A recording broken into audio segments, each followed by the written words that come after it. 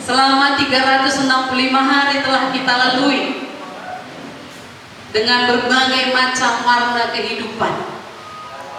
Ada yang manis, ada yang menggembirakan, ada keberhasilan, ada kesuksesan, tetapi juga ada yang pahit, yang tidak menyenangkan. Kita percaya bahwa semua yang telah kita jalani bukan karena kemampuan kita, tetapi oleh karena kebaikan dan kasih setia Tuhan. Dialah yang telah menopang dan menyertai kita di sepanjang perjalanan hidup ini. Nah, momen akhir tahun ini, mari kita jadikan suatu kesempatan untuk mengevaluasi diri dengan hari-hari yang telah kita lalui. Kita boleh mengukur dan menilai. Jadi tidak perlu orang lain yang menilai. Kita bisa menilai apakah kebaikan lebih tinggi nilainya atau malah keburukan. Kebenaran yang kita lakukan lebih tinggi nilainya atau malah kesalahan.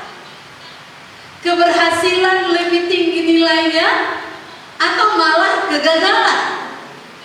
Kitalah yang paling tahu, amin. Kitalah yang paling tahu, tentunya Tuhan ya. Kitalah yang paling tahu mencermati dan menilai hidup kita. Sama seperti anak sekolah, di akhir semester ada ujian, ada penilaian.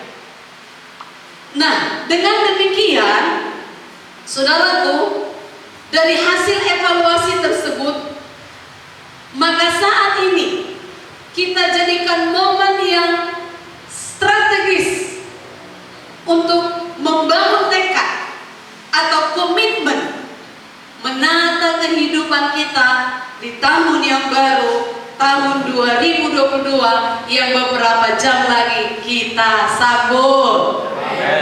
Haleluya. Dengan demikian kita akan menjadi orang yang lebih bijak dalam menyikapi dan mengantisipasi perjalanan hidup di tahun yang baru nanti. Dengan kerinduan dan harapan untuk tidak mau lagi mengulang kesalahan dan kegagalan di tahun 2021 ini. Amin, saudaraku. Inilah langkah awal bahwa kita mau belajar dari masa lalu untuk membangun masa kini dan menyongsong masa depan yang lebih baik. Yang mau lebih baik di tahun 2022 katakan saya. Tentu semua kita, men. Kita memang tidak dapat mengubah masa lalu, tetapi kita dapat membangun masa kini lebih baik dari masa lalu, dan serta menyambut masa depan yang penuh harapan. Tentunya bukan karena kepandaian dan kekuatan kita, melainkan oleh kasih setia Tuhan. Sekali lagi, karena Tuhan, bukan karena kita. Contoh yang baik mengevaluasi hidup adalah dengan belajar dari sejarah hidup umat Israel Perjanjian Lama. Sebelum kita baca ayatnya,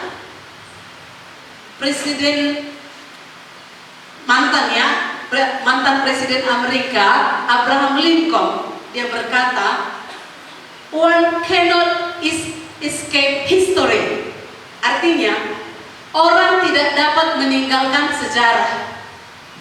Hal yang sama disampaikan oleh mantan presiden pertama kita. Siapa itu? Bapak Soekarno tentunya. Dikatakan jangan sekali-kali meninggalkan sejarah. Kenapa? Dengan mempelajari sejarah, kita akan mampu menghindari berbagai kesalahan dan kekurangan masyarakat masa lampau untuk kemudian memperbaiki masa depan. Bangsa Israel gagal belajar dari masa lalu, gagal belajar dari sejarah. Nanti kita lihat dalam pembacaan kita, berulang kali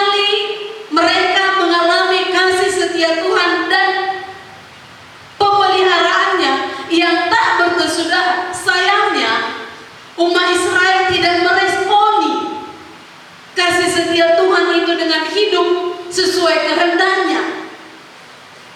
Mereka tidak mengerti perbuatan-perbuatan ajaib Tuhan dan tidak ingat besar kasih setia Tuhan. Itulah sebabnya berulang kali mereka memberontak dari hadapan Tuhan. Mari kita baca, ini ayat yang panjang, tetapi di akhir tahun ini mari kita nikmati ayat demi ayat. Amin. Satu pasal kita baca, Mazmur 106. Mazmur 106 kita bergantian. Saya akan baca ayat pertama, Bapak Ibu ayat kedua, dan kita bergantian seterusnya. Kasih setia Allah dan ketegaran hati Israel berbanding terbalik, ya. Haleluya, bersyukurlah kepada Tuhan sebab Ia baik, bahwasanya untuk selama-lamanya kasih setianya. Siapakah yang dapat memberitahukan keperkasaan Tuhan, memperdengarkan segala pujian kepadanya? Berbahagialah orang-orang yang berpegang pada hukum, yang melakukan keadilan di segala waktu.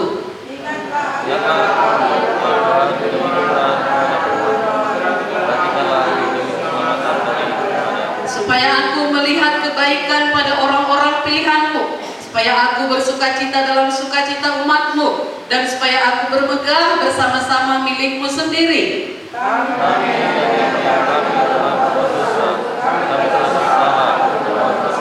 Nenek moyang kami di Mesir tidak mengerti perbuatan-perbuatanmu yang ajaib, tidak ingat besarnya kasih setiamu, tetapi mereka memberontak terhadap yang maha tinggi di tepi laut teberau.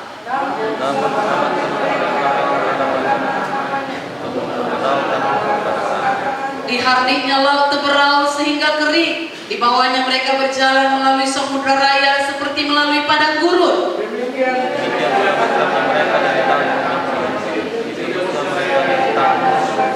Air menutupi para lawan mereka, seorang pun daripada mereka tiada tinggal.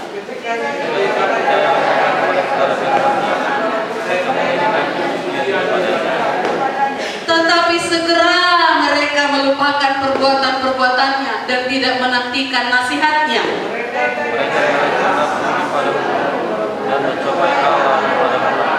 Diberikannya kepada mereka apa yang mereka minta, dan didatangkannya penyakit paru-paru di antara mereka.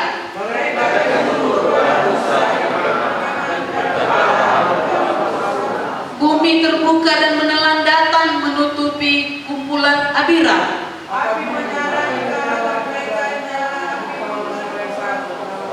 Ulang ayat 18. Api menyala di kalangan mereka, dan api menusukkan orang-orang fasik.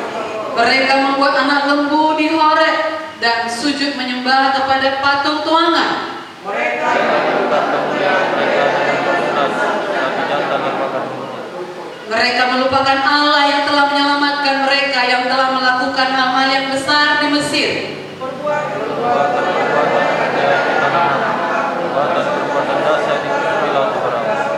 Maka ia mengatakan hendak memusnahkan mereka, kalau Musa orang pilihannya tidak mengetengahi di hadapannya untuk menyurutkan amarahnya, sehingga ia tidak memusnahkan mereka. Mereka menggerutu di kemahnya dan tidak mendengarkan suara Tuhan.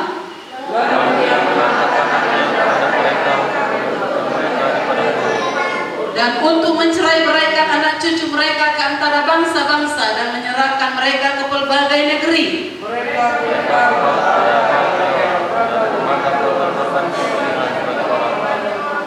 Mereka menyakiti hatinya dengan perbuatan mereka, maka timbullah tulah di antara mereka.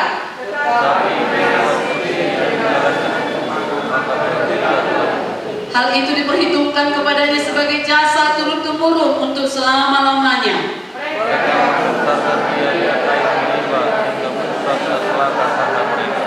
Sebab mereka memahitkan hatinya sehingga ia teledor dengan kata-katanya.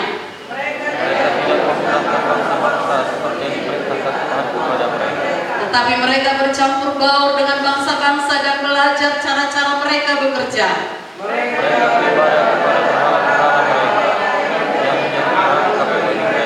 Mereka mengorbankan anak-anak lelaki mereka dan anak-anak perempuan mereka kepada roh jahat. Dan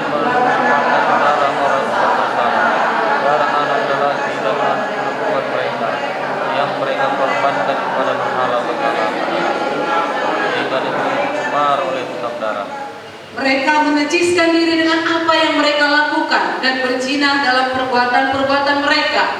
Mereka terhadap umatnya dan diizinkan kepada dirinya sendiri. Diserahkannya lah mereka ke tangan bangsa-bangsa, sehingga orang-orang yang membenci mereka berkuasa atas mereka. Mereka dipimpin oleh musuh mereka atau pembawa kekuatan. Banyak kali dilepaskannya mereka, tetapi mereka bersikap memberontak dengan rencana-rencana mereka, tenggelam dalam kesalahan mereka.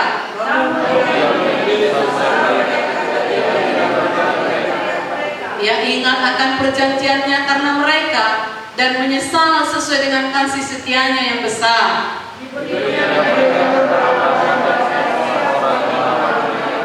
Selamatkanlah kami ya Tuhan Allah kami, dan kumpulkanlah kami dari antara bangsa-bangsa, supaya kami bersyukur kepada nama-Mu yang kudus dan bermegah dalam puji-pujian kepadamu. 48.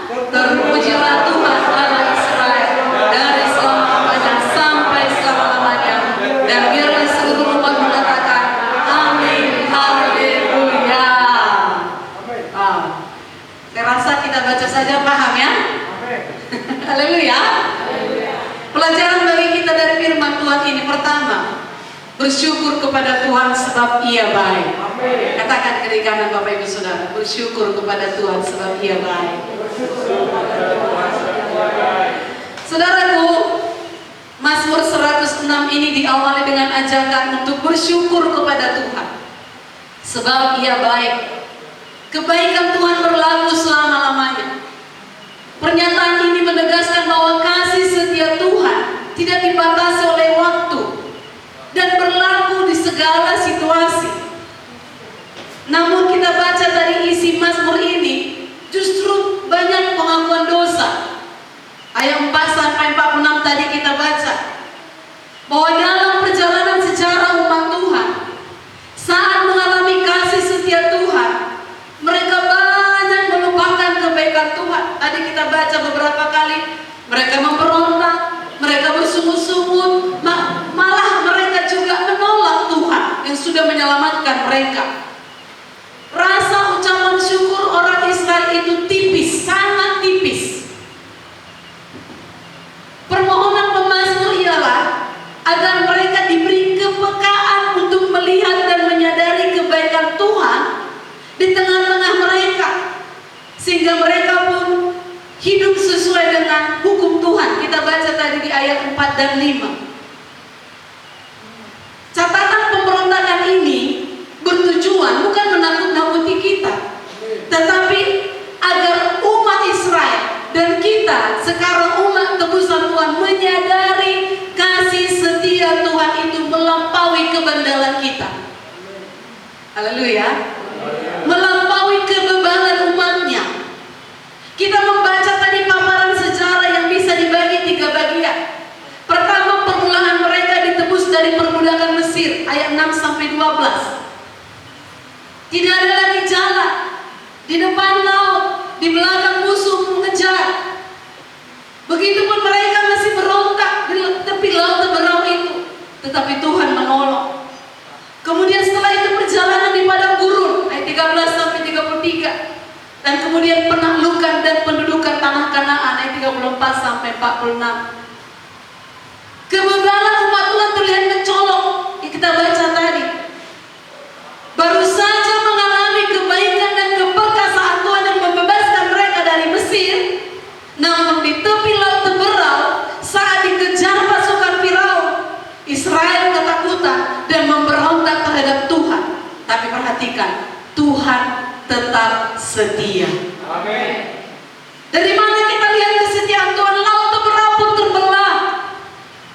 Umat Israel menyeberang dan selamat, sementara pasukan Firaun tenggelam di dalamnya. Meskipun pada waktu itu umat Tuhan memberontak, Tuhan tetap mengasihi dan menyelamatkan umatnya dari musuh-musuh mereka. Sekalipun berkali-kali mereka berpaling dari Tuhan, Ia tetap menyelamatkan, bahkan memelihara kehidupan mereka. Namun kebaikan Tuhan dibalas dengan ketidaksetiaan umatnya. Bagaikan peribahasa yang berkata, air susu dibalas dengan air tuba. Inilah penyakit yang sering diderita oleh anak-anak Tuhan. Lupa anugerah Tuhan. Mudah-mudahan yang tidak datang malam ini karena pulang kampung, bukan karena lupa anugerah Tuhan. Haleluya. Haleluya. Saat masalah datang, bersungut-sungut dan melawan Tuhan, air susu dibalas dengan air tuba. Peribahasa ini berarti kebaikan dibalas dengan kejahatan. Tentu kita tidak suka diperlakukan demikian, betul? Kita tidak suka diperlakukan oleh orang lain yang sudah kita tolong. Sekalipun kita tidak mengharapkan imbalan, tetapi kita juga tidak ingin mendapat kejahatan sebagai balasan kebaikan. Betul? Betul. Memang kita menolong orang diajari tidak menuntut balas, tapi tidaklah enak kalau kebaikan dibalas dengan kejahatan. Namun sadarkah kita bahwa seringkali hal inilah yang kita lakukan kepada Tuhan? Mengapa Ia tetap mengasihi dan menyelamatkan umatnya? Karena Ia adalah Allah yang setia dan penuh kasih. Bukan berarti karena kesetiaan dan penuh kasihnya lalu kita, saudaraku, sembarangan. Tidak. Kasih setianya begitu besar melebihi langit. Kasih dan kesetiaannya tidak terpengaruh oleh perbuatan manusia. Itu dahsyatnya Dia. Allah berbuat seperti itu karena didorong oleh kebaikan dan kemurahan hatinya, bukan didasarkan pada perbuatan baik umatnya. Hanya karena kasih dan kesetiaannya kita diselamatkan. Kita patut bersyukur kepada Tuhan, amin. Karena kita bisa mengenal dan percaya kepadanya. Kasih setianya besar dan anugerahnya menyelamatkan kita. Sekarang ini kita ada sebagaimana kita ada, bukan karena kebaikan kita.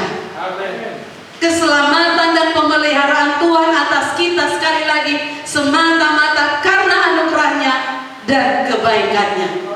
Lalu respon kita apa? Respon kita apa yang bisa kita berikan atas anugerahnya itu? Itulah yang pertama tadi, yakni selalu bersyukur. Apa saudaraku? Kita angkat tangan kita. Terima kasih Tuhan Yesus. Engkau baik, sangat baik, teramat baik. Haleluya. Selanjutnya respon kita apa? Tetap setia kepadanya, karena Ia terlebih dulu membuktikan kasih-Nya kepada kita. Kasih setia itu dua kata. Kasih setia adalah dua hal yang berbeda, namun menyatu dalam tindakan iman. Kasih tanpa kesetiaan ibarat fata morgana. Tahu fata morgana ya? Fata morgana itu indah dipandang, namun akan segera hilang. Itu dia kasih tanpa kesetiaan. Cepat lenyapnya. Ya, kesetiaan tanpa kasih itu hanyalah ketaatan yang hampa. Apa maksudnya? Hidup hanya dipenuhi dengan kewajiban belaka. Pokoknya melakukan ibadah karena kewajiban. Itu sebabnya dua-duanya harus lengkap, kasih dan setia. Amin. Mewujudkan kasih setia kita tidak boleh dipakaikan dengan materi. Kalau orang berpacaran bilang begini, ada uang abang sayang, nggak ada uang abang melayang. Bukan begitu sama Tuhan. Tidak dipaketkan dengan materi, tetapi satu paket dengan ketulusan dan ucapan syukur. Kalaupun sepanjang tahun ada sesuatu yang pahit, bukan berarti kita tidak bersyukur kepadanya. Tahun akan berganti, tapi kasih setia Tuhan berlaku sepanjang kehidupan kita. Itulah kiranya yang membuat kita menyanyikan pujian baginya menyambut tahun baru sebentar lagi. Karena Tuhan menjamin terpeliharanya kebahagiaan dan kesejahteraan kehidupan kita umatnya. Itu respon yang kedua. Yang ketiga, senantiasa melakukan firman Tuhan yang merupakan kehendaknya atas hidup kita. Senantiasa, bukan sekali-sekali, bukan kalau lagi enak hidup. Hati Tuhan akan disenangkan apabila kita menaati firman-Nya dengan sepenuh hati. Amin. Sepenuh hati. Amin. Ketika kita taat, artinya kita mengasihi Tuhan. Yohanes 14 ayat 15 berkata begini, jikalau kamu mengasihi aku, kamu akan menuruti segala perintah. Katakan, aku mengasihimu Tuhan Yesus. Jadi respon kita, lakukan firman-Nya. Haleluya. Paulus menasihatkan dalam Filipi 2 ayat 5, hendaklah kamu dalam hidupmu bersama menaruh pikiran dan perasaan yang terdapat juga dalam Kristus Yesus. Pikiran dan perasaan Tuhan Yesus dipenuhi dengan keinginan dan kerinduan untuk melakukan menyenangkan hati Bapa. Bagaimana Yesus menyenangkan hati Bapa? Taat melakukan kehendak Bapa. Yesus berkata, makananku ialah melakukan kehendak Dia yang mengutus aku. Saya dan saudara yang mau menyenangkan hati Bapa, makanan kita melakukan kehendak Bapa. Amin. Apakah nggak makan nasi lagi? Makanlah, ya kan? Itu untuk tubuh kita, untuk roh kita senantiasa kuat, lakukan kehendak Bapa. Dan kita baca tadi Mazmur 106 ini ditutup dengan permohonan agar mereka dapat belajar bersyukur dan ajakan kepada seluruh umat untuk memuji Tuhan. Banyak orang mengakhiri tahun bukan dalam persekutuan orang percaya di gereja,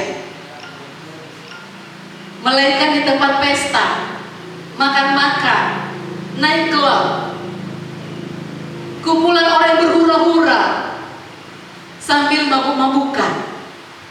Itu banyak. Banyak perayaan tutup tahun dan menyambut tahun baru dengan pemuasan keinginan diri, seolah-olah karena dialah bisa masuk ke tahun baru. Itulah kira-kira. Itulah sebabnya kita harus berdoa seperti pemazmur tadi yang mengakui bahwa kami dan nenek moyang kami telah berbuat dosa, telah bersalah, telah berbuat fasik. Kita melihat orang-orang di sekeliling kita demikian, kita datang mengaku dosa di hadapan Tuhan. Amin. Dalam memasuki tahun baru nanti, kita diajak untuk tidak pernah melupakan perbuatan Tuhan. Haleluya. Kebaikan Tuhan harus terpatri di hati kita. Dan tugas kita menceritakan dan mengajarkan berulang-ulang tentang kasih setia Tuhan kepada keluarga kita, kepada keturunan kita. Dan bukan hanya sekedar diceritakan, dirayakan, tapi diwujudkan. Ini loh kasih itu, ini loh kasih setia Tuhan itu, ini loh yang melakukan kasih setia Tuhan itu. Haleluya. Haleluya. Agar kita terus mengalami kebaikan dan kasih kesetiaan Tuhan di tahun berikutnya. Ini sudah kita sampai di tanggal terakhir, hari ke-365.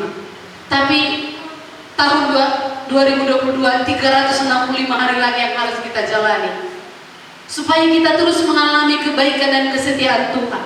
Apa yang kita buat? Pertama, berlindung kepada Tuhan. Amin. Apa saudaraku? Berlindung kepada Tuhan. Di masa-masa ini yang kita perlukan adalah mendapat perlindungan Tuhan, mendapat pemeliharaan Tuhan, mendapat penyertaan Tuhan. Mazmur 34 ayat 9 berkata, kecaplah dan lihatlah betapa baiknya Tuhan itu. Berbahagialah orang yang berlindung padanya. Kebaikan Tuhan tersedia bagi kita pada saat kita percaya dan mengandalkan Dia. Ketika kita mengandalkan Tuhan, kebaikannya akan memberikan damai sejahtera dalam hidup kita, walaupun mungkin secara ekonomi kita kurang. Haleluya. Haleluya. Yesaya 26 ayat 3 berkata begini, yang hatinya teguh kau jagai dengan damai sejahtera, sebab kepadamu lah ia percaya. Kepada siapa saudara percaya? Teguhkah hati saudara percaya kepadanya? Maka dia akan jagai saudara. Yang hatinya teguh kau jagai dengan damai sejahtera. Apapun badai yang datang dalam masalah dalam hidup saudara, hati saudara bisa damai sejahtera karena dijagai Tuhan. Ketika kita mengandalkan Tuhan, kebaikannya akan memberikan sukacita dalam hidup kita. Mazmur 33 ayat 20-21, mungkin banyak ayat-ayat yang saya sebut, saudara bisa lihat di layar. Biar mengakhiri tahun ini kita kaya dengan firman. Mazmur 33 ayat 20-21, jiwa kita menanti-nantikan Tuhan. Dialah penolong kita dan perisai kita. Ya, karena Dia hati kita bersukacita. Karena siapa hati saudara bersukacita? Sebab kepada namanya yang kudus kita percaya. Andalkan Tuhan dalam hidupmu. Jangan andalkan manusia. Orang terdekat sekalipun bisa mengecewakan kita. Haleluya. Itu sebabnya andalkan Tuhan.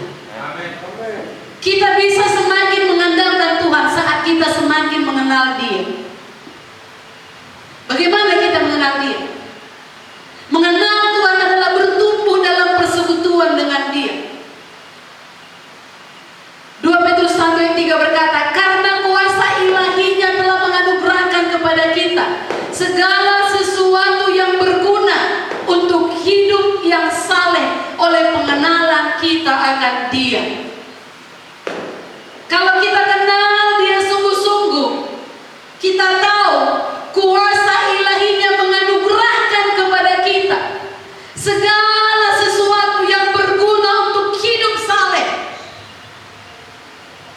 Dia anugerahkan kepada kita segala kemampuan untuk menghadapi masalah.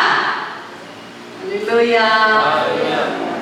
Kita semakin percaya kepada Tuhan pada saat kita mengizinkan Dia menyatakan kesetiaannya kepada kita. Mazmur 9 ayat 11 berkata begini, orang yang mengenal namamu percaya kepadamu, sebab tidak kau tinggalkan orang yang mencari Engkau ya Tuhan. Katakan kiri kanan saudara, Tuhan tidak meninggalkan engkau. Haleluya. Malam ini kita tidak hoga-hoga berpesta di luar sana, tapi kita datang mencari Tuhan. Amin. Dan firman Tuhan berkata, orang yang mencari Dia tidak Dia tinggalkan. Amin. Semakin kita mengenal Tuhan, semakin kita mengalami kebaikannya dalam hidup kita.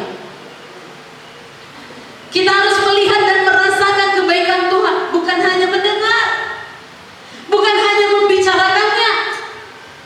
Haleluya. Apa kata Yeremia 31:14? Umatku akan menjadi kenyang dengan kebajikanku.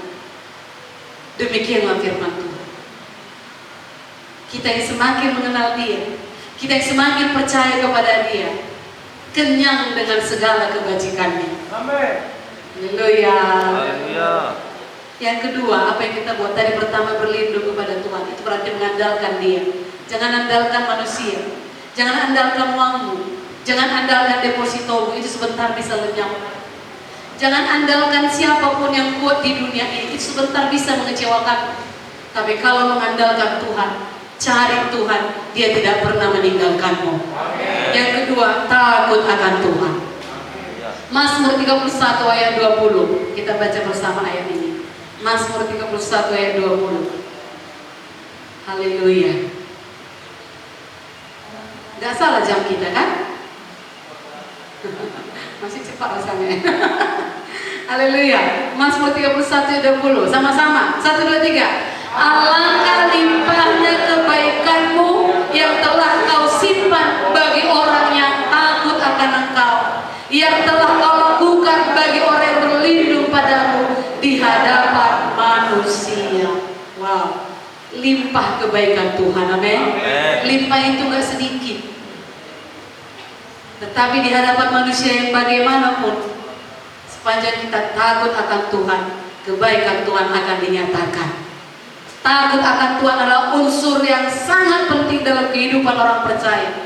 Takut yang bagaimana? Pengertian takut akan Tuhan ini, kita mengerti siapa Tuhan itu. Haleluya. Haleluya. Alkitabiah takut akan Tuhan itu tentang, kita takut tentang kekuatannya, kebesarannya, otoritasnya, kekudusannya. Artinya kita menghormati Dia. Haleluya. Kita menghormati kebesarannya, kekudusannya, keadilannya, juga kebenarannya. Tanpa rasa takut akan Tuhan, orang Kristen cenderung berpikir, berkata, dan berbuat sesuka hatinya sendiri. Itu orang yang tidak takut akan Tuhan. Itu anak Tuhan, orang Kristen yang tidak takut akan Tuhan. Pokoknya suka hatiku, kenapa rupanya? Gak bisa diatur. Datang firman, gak ada itu, gak betul itu. Itu dia, gak takut Tuhan. Mau hidup bebas, gak ada disiplin.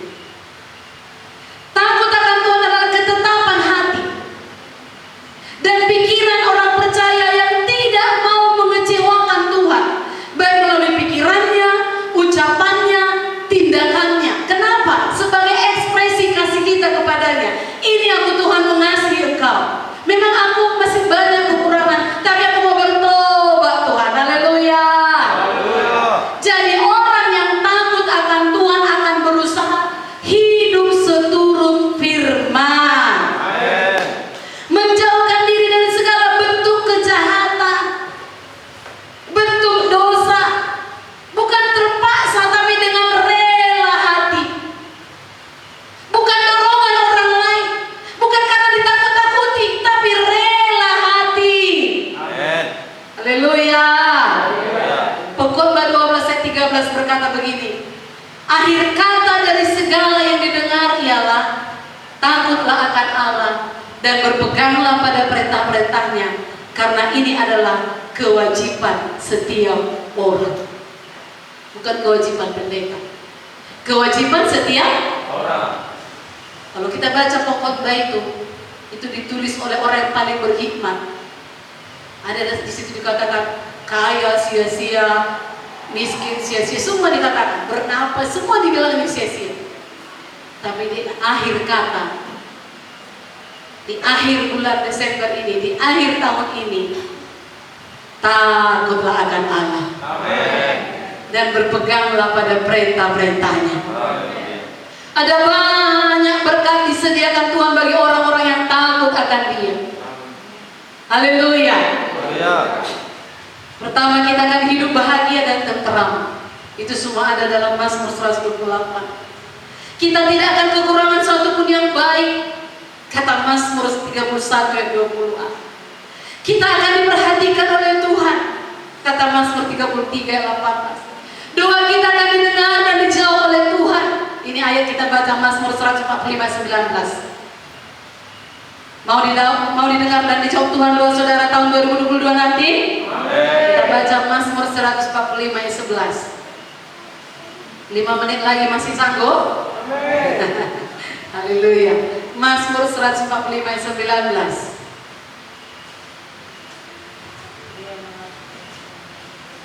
Sama-sama, 1, 2, 3. Ia melakukan kehendak orang-orang yang takut akan Dia, mendengarkan teriak mereka minta tolong, dan menyelamatkan mereka. Mereka katakan saya. Kita baca sekali lagi maksud saya. Orang-orang sebutkan saya. Amin.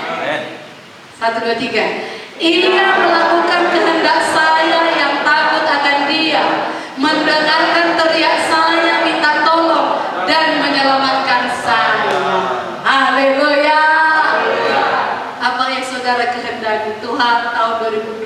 berdua, ini misiku Tuhan. Ini kerinduanku Tuhan. Ini yang kudoakan Tuhan. Ini yang kurindukan Tuhan. Doa biasa belum didengar, teriak lagi, Tuhan Yesus, ini kerinduanku. Haleluya. Dia berkata, dia mendengar teriak mereka yang minta tolong. Selamatkan aku Tuhan dari tangan-tangan si jahat. Haleluya. Kalau ada orang berencana jahat pada saudara, saudara berteriak sama Tuhan, Tuhan menolong saudara. Kalau ada orang berniat jahat kepada saudara, saudara berteriak kepada Tuhan, Tuhan menolong saudara. Haleluya. Bukan berdukun jawabannya, amin. Bukan bertanya kepada orang pintar tanda kutip jawabannya. Bukan menyerah jawabannya dan berkata, udahlah Tuhan, aku ikut lagi kau. Enggak. Haleluya. Yang terakhir malam ini, bagaimana supaya berikutnya kita tetap mengalami kebaikan dan kesetiaannya. Yang ketiga, miliki pengalaman pribadi bersama Tuhan. Pengalaman pribadi bersama Tuhan membuat kita yakin bahwa kita adalah milik Tuhan. Kita harus menjaga api semangat untuk tetap menyala dan melayani Tuhan. Melayani Tuhan bukan soal di mimbar ini. Melayani Tuhan pribadi kita, bagaimana persekutuan kita dengan Dia. Amin. Haleluya. Semua saudara tahu dalam Lukas 10 ayat 38 sampai 42, di situ diceritakan mengenai Maria. Maria memilih duduk di kaki Tuhan. Marta memilih sibuk. Yang Tuhan puji siapa? Maria yang duduk di kaki Tuhan. Maria menjalin hubungan erat dengan Tuhan. Tuhan memuji dia dan berkata, itulah yang terbaik. Yang terbaik adalah kalau saudara suka berdoa, memuji, menyembah Tuhan di tengah badai hidup. Haleluya. Inilah yang Tuhan inginkan dalam hidup kita. Selalu dekat dengan Dia. Marilah kita berdoa agar Tuhan memampukan kita untuk taat kepada firman-Nya dalam segala situasi. Itu perlu didoakan, amin. Banyak kali pergumulan ini Tuhan, gak sanggup aku, secara manusia gak sanggup Tuhan. Mohon kekuatan daripada-Mu. Haleluya. Kadang hanya air mata yang tercurah, tapi Tuhan mengerti. Amin saudaraku. Kita percaya bahwa Ia selalu menyertai kita umat-Nya, sebab alangkah limpahnya kebaikan dan kasih setia-Nya kepada kita. Pemberontakan kita belumlah seperti Israel, tapi itu pun ditolong Tuhan. Haleluya. Kita baca tadi, bolak-balik mereka memberontak, bolak-balik mereka nggak percaya. Sudah mau dilepaskan dari tangan Firaun, tetap juga bersungut. Kita belumlah seperti itu, mungkin bebalnya. Minta hati yang mau mengerti kehendak Tuhan, amin. Jadi walaupun kasih setia Tuhan tidak pernah berkesudahan, sebagai orang percaya, kita pun mengaku bahwa tidak ada seorang pun yang luput dari dosa. Sebab semua orang telah berbuat dosa dan kehilangan kemuliaan Allah. Biarlah kita masing-masing merenungkannya malam ini, mengakhiri tahun ini. Apa saja dosa yang telah kita lakukan sampai saat ini yang menyakiti hati Tuhan. Tadi kata firman Tuhan, pemazmur berkata, seringkali mereka menyakiti hati-Mu Tuhan. Kita tidak perlu membela diri di hadapan Tuhan. Kita pun tidak perlu mencari-cari alasan, karena itulah maka aku berdosa Tuhan. Kita tidak perlu membenarkan diri. Toh di hadapan Tuhan semua orang telah berdosa dan telah kehilangan kemuliaan Allah. Akui saja, sebab dengan mengaku kita akan diampuni. Kita baca yang terakhir, 1 Yohanes 1 ayat 9. Ini menegaskan, jadi apapun dosa sepanjang tahun ini yang telah menyakiti Tuhan kita buat, malam ini kita datang kepada Tuhan. 1 Yohanes 1 ayat 9.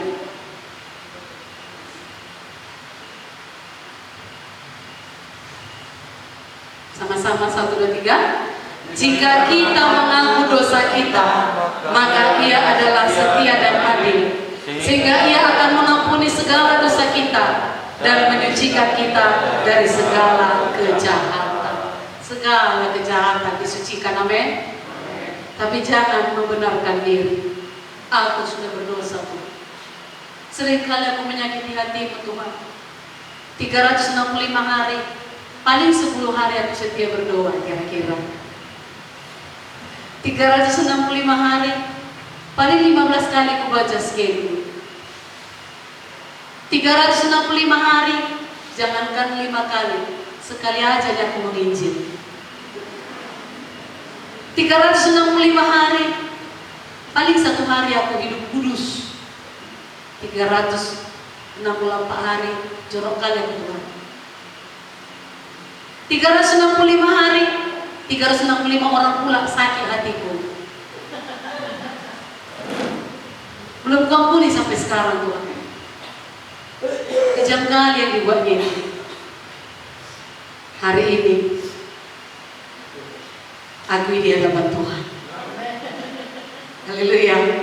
Gak perlu mengaku sama hamba Tuhan, sama Tuhan saja. Maka Ia adalah setia dan adil. Amin. Sehingga Ia akan mengampuni segala dosa kita dan menyucikan kita dari segala kejahatan. Ya. Segala kejahatan. Amin.